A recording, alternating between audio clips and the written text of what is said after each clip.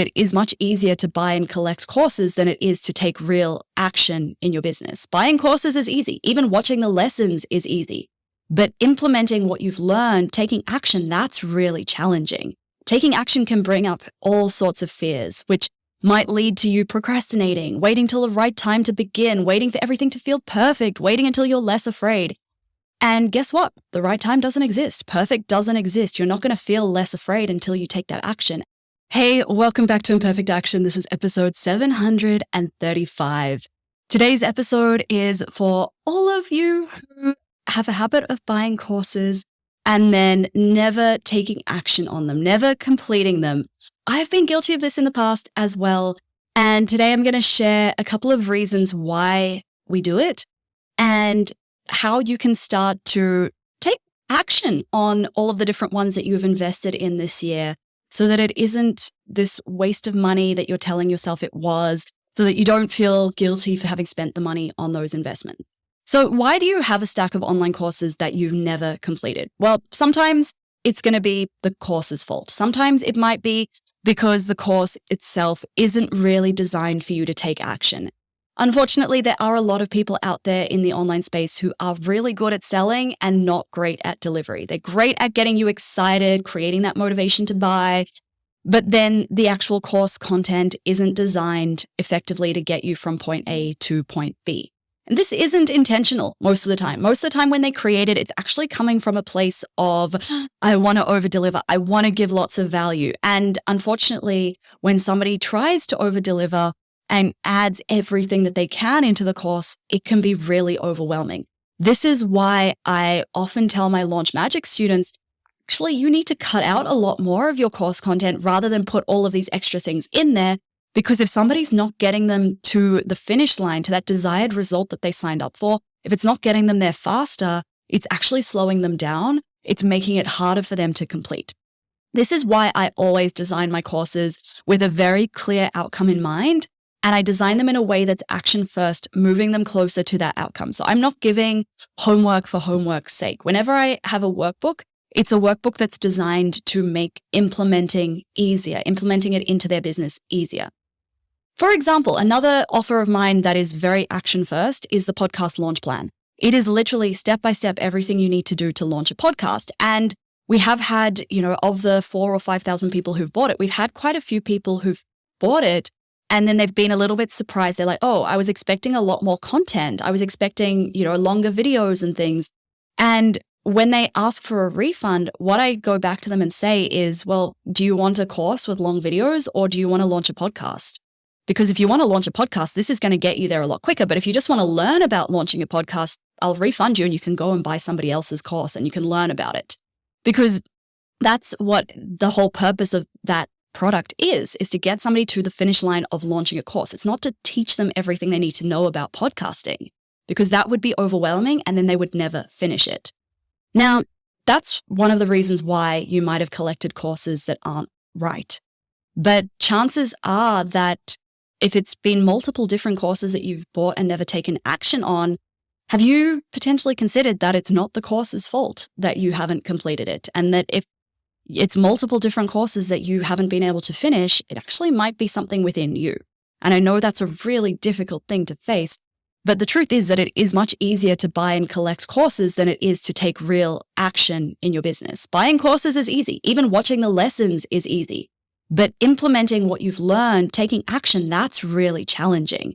Taking action can bring up all sorts of fears, which might lead to you procrastinating, waiting till the right time to begin, waiting for everything to feel perfect, waiting until you're less afraid.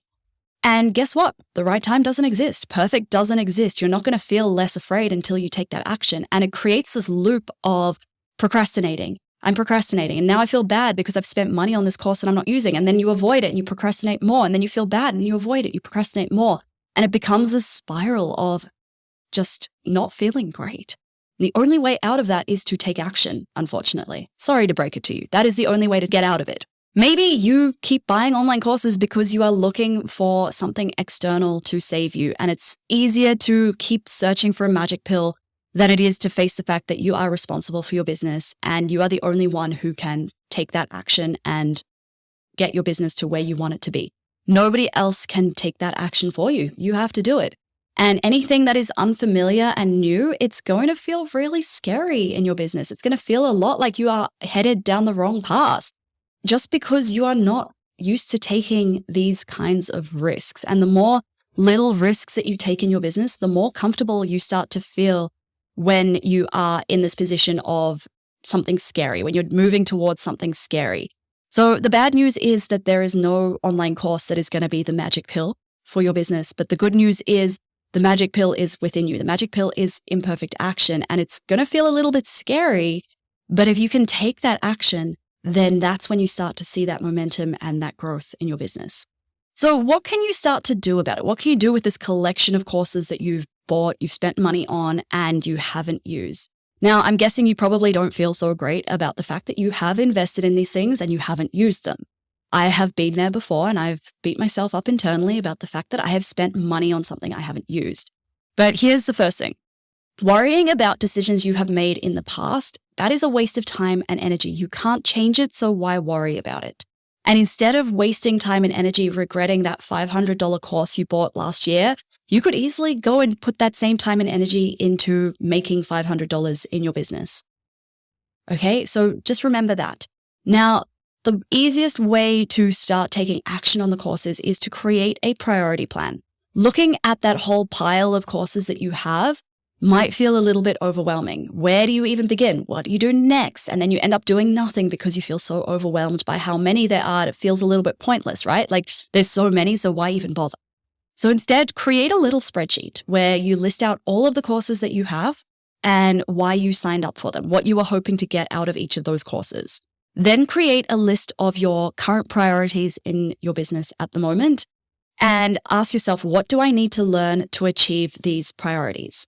Then write out a plan in order of which courses, or even if you want to get more granular, which modules or which lessons within the courses you're going to complete and in which order to help you to meet those current priorities in your business. So it might look like module 3, lesson 3 from one course, followed by module 1, lesson 1 of the next course, just to help you to meet those priorities and those goals that you have in your business right now. And then number 3, if you still have access to live calls for any of the courses that you've signed up for, put them in your calendar and use them. You can still get so much value out of that. For example, Offer Less, Sell More. My Offer Less, Sell More students get access to one call a month with me, where they can literally pick my brain on anything about designing their offers in their business. With Launch Magic, they get one call a week for 12 weeks, and I run it twice a year. And when you sign up for Launch Magic, you get lifetime access. You can come back to any of the future rounds. You can come back to the live calls, and you can ask me for advice on your first launch, your 10th launch, whatever. But hardly any alumni come back to those calls because, and I've had a few of them tell me this, because they feel guilty for taking up the time and space in the calls when there are newbies who need my help more. But there's a reason why I invite alumni back, because I know I can keep helping you in your future launches as well as just the first one.